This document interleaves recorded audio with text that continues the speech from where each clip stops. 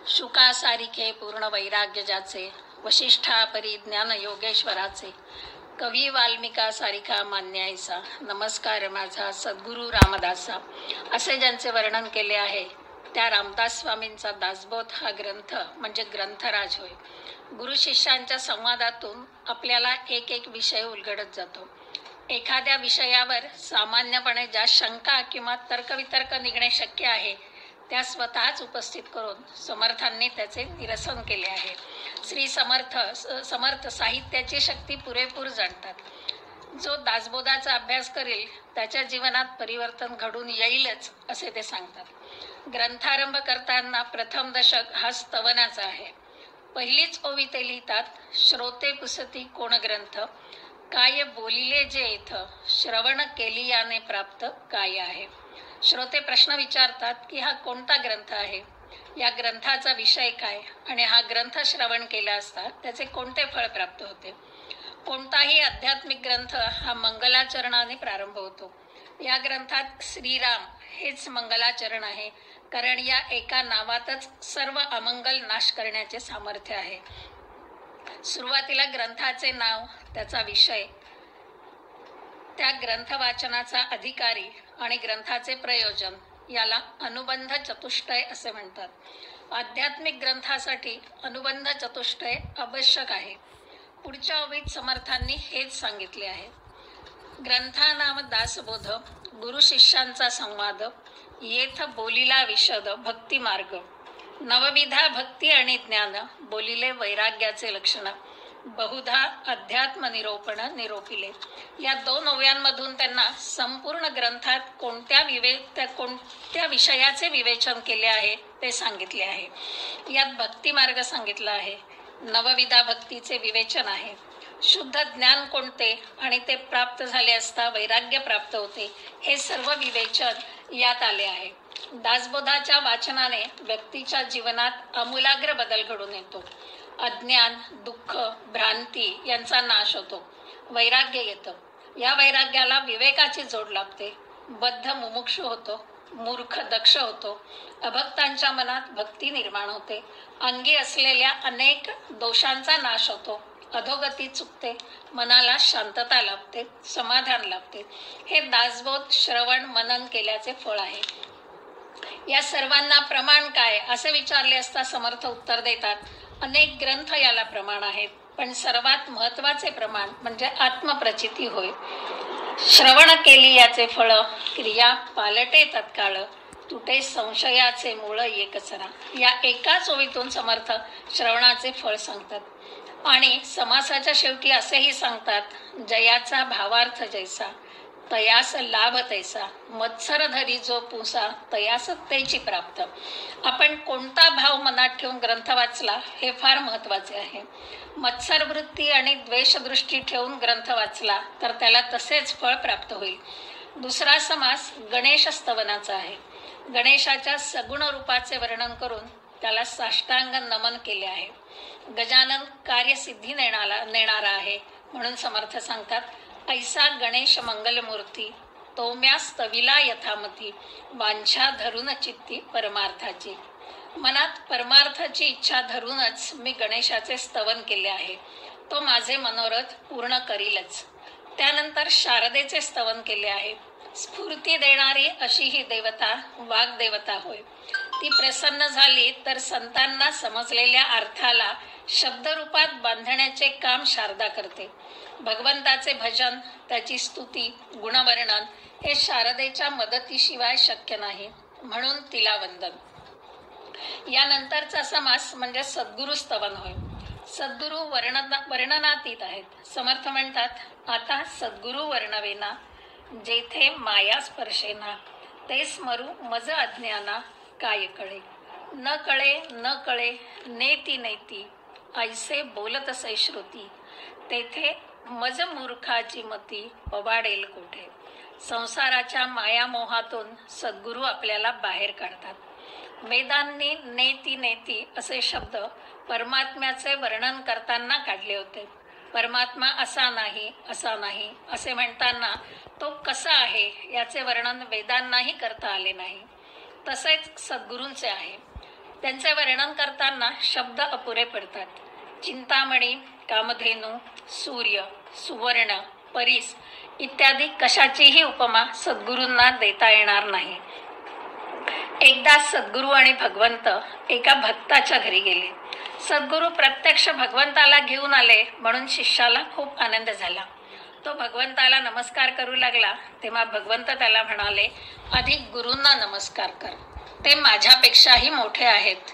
मी केवळ तू केलेल्या चांगल्या वाईट कर्माची तशीच फळे तुम्हाला देतो, पण सद्गुरू मात्र तुम्हाला तुम्ही जसे आहात तसे स्वीकारतात, तुमच्यातील वाईट काढून टाकतात आणि तुम्हाला चांगल्या गोष्टी शिकवतात, ज्ञानाचा प्रकाश दाखवतात आणि तुमचा उद्धार करतात.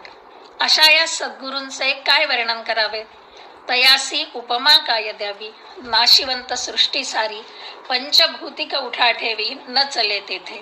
सृष्टी ही सगळी नाशिवंत आहे, पण सद्गुरू हेच शाश्वत आहेत असे समर्थ सांगतात. यानंतर समर्थांनी संतांचे स्तवन केले आहे. आता वंदीन सज्जन, जे परमार्थाचे अधिष्ठान, जयाचे गुह्य ज्ञान प्रगटे जनी. आत्मज्ञानी संत हाच समर्थाचा आदर्श आहे. परमार्थ स्वरूप जाणून घेण्यासाठी संतांच्या सहवासातच राहावे लागते. आत्मस्वपर्यंत पोचते. त्यांना नमन करताना समर्थ सांगतात, संत आनंदाचे स्थळ, संत सुखची केवळ, नाना संतोषाचे मूळ, ते हे संत. संत विश्रांतीची विश्रांती, संत तृप्तीची निजतृप्ती, ना तरी भक्तांची फळश्रुती, ते हे संत.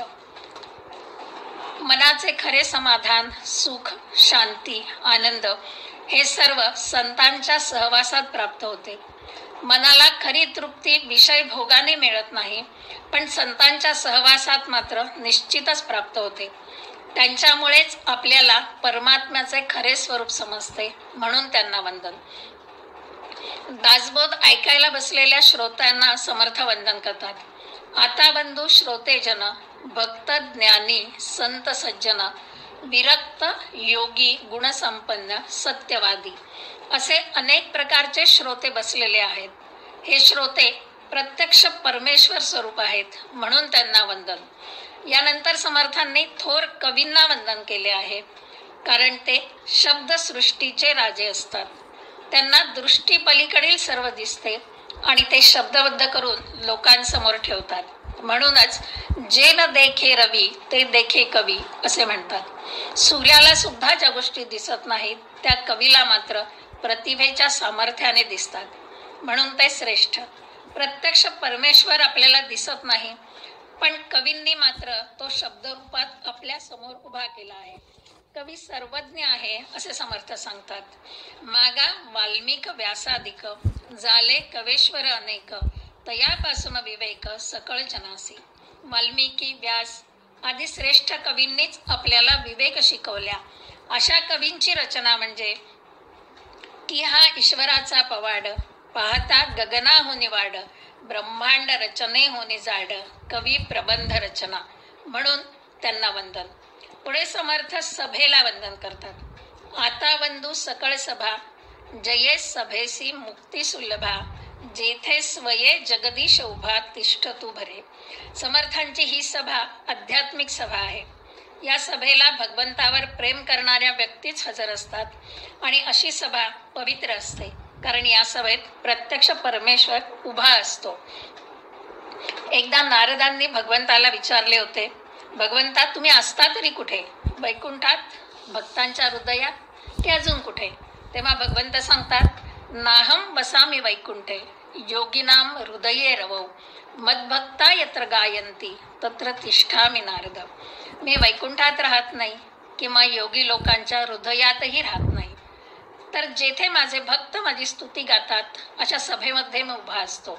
म्हणून समर्थ सांगतात, अशा सभेला मी वंदन करतो. पुढच्या समासात समर्थ परमार्थाचे स्तवन करतात. आता स्तवू हा परमार्थ, जो साधकांचा निजस्वार्थ, ना तरी समर्थांमध्ये समर्थ योग हा. समर्थांनी आपल्या ग्रंथात अनेक विषयांचे मार्गदर्शन केले आहे, तरी परमार्थ हाच त्यांचा मुख्य विषय आहे. भक्तांना परमार्थाकडे वळविणे हेच त्यांचे मुख्य उद्दिष्ट आहे. हा परमार्थ कसा आहे तर ते सांगतात, आहे तरी सुगम, परी जनासी झाला दुर्गम, का जयाचे चुकले वर्म सत्समागमाकडे. समर्थांच्या मते अतिशय सुलभ असा हा परमार्थ आहे, पण लोकांना मात्र तो दुर्लभ वाटतो, कारण त्यांचा मार्ग चुकला आहे. संतांच्या सहवासात आपल्याला तो सुलभतेने प्राप्त होतो आणि हा अपूर्व असतो, कारण तो जन्ममरणाचा फेरा चुकवतो. अनंत जन्मीचे पुण्य असेल तरच आपल्या हातून परमार्थ घडतो. अनंत जन्मीचे पुण्य जोडे तरीच परमार्थ घडे, मुख्य परमात्मा अतुडे अनुभवासी. एकदा हा परमार्थ प्राप्त झाला की संसार खोटा वाटू लागतो. आपल्याला हा देह प्राप्त झाला तो आपला उद्धार करून घेण्यासाठीच. म्हणून शेवटी समर्थ सांगतात, भल्याने परमार्थी भरावे, शरीर सार्थक करावे, पूर्वजास उद्धरावे, हरिभक्ती करूनी. अशा या परमार्थ प्राप्त करून देणाऱ्या नरदेहाला समर्थ शेवटी वंदन करतात. ते म्हणतात, धन्य धन्य हा नरदेहो, येथील अपूर्वता पाहो, जो जो कीजे परमार्थ लाहो, तो तो पावे सिद्धी ते. माणूस आणि पशु यांच्यात एकच भेद आहे, तो म्हणजे माणसाला बुद्धी आहे. आहार, निद्रा, भय, मैथून या गोष्टी पशु आणि माणूस दोघांमध्येही आहे, पण माणसाचे वेगळेपण हे त्याच्या बुद्धीवर आणि विचार करण्याच्या शक्तीवर आहे. म्हणून या नरदेहाच्या साह्यानेच आपला उद्धार करून घ्यावा. पण माणूस जन्माला येऊन संसारातच रमतो, मोहात अडकतो, स्वतःचे घर बांधण्यात वेळ खर्ची घालतो. घर माझे आहे असे म्हणतो, पण याच घरात किडा, मुंगी, पाली, झुरळे, उंदीर असे अनेक जीवजंतू राहतात. पण हे घर काही काळाने नष्ट होते. जसे घराचे तसेच या नरदेहाचे आहे. पण हा देह रोगांचे आणि घाणीचे आगार आहे. म्हणजे जो देह माझा आहे असे आपण म्हणतो तो आपला नसतोच. शिवाय कामक्रोधादी विकार सुद्धा इथेच राहतात. पण याच नरदेहाच्या माध्यमातून आपला उद्धार करून घ्यावा लागतो. जसे किडा मुंगी राहणाऱ्या घरातच आपण राहतो, त्याचप्रमाणे कामक्रोधादी विकार असणाऱ्या देहातच आपल्याला भगवंताला ठेवायचे आहे. हृदयात नित्य त्याचे स्मरण करायचे आहे. कामक्रोधाला आपण काढून टाकू शकत नाही, पण त्यांना योग्य मार्गाला वळवू शकतो. त्यांना विषयांकडे न लावता भगवंताप्रती लावावे, म्हणजे आपला उद्धार निश्चित आहे. हेच समर्थांना इथे सांगायचे आहे. म्हणून या नरदेहाला वंदन करून समर्थ या दशकाची समाप्ती करताना पुढील दशकाचा विषयही सांगून जातात. असो जे प्रापंचिक मूर्ख, ते काय जाणती परमार्थ सुख, त्या मूर्खाचे लक्षण काही एक, पुढे बोलिले असे. केवळ प्रपंचातच रममाण होणारे मूर्ख असतात. त्यांची लक्षणे पुढील समासात सांगितली आहेत. जय जय रघुवीर समर्थ.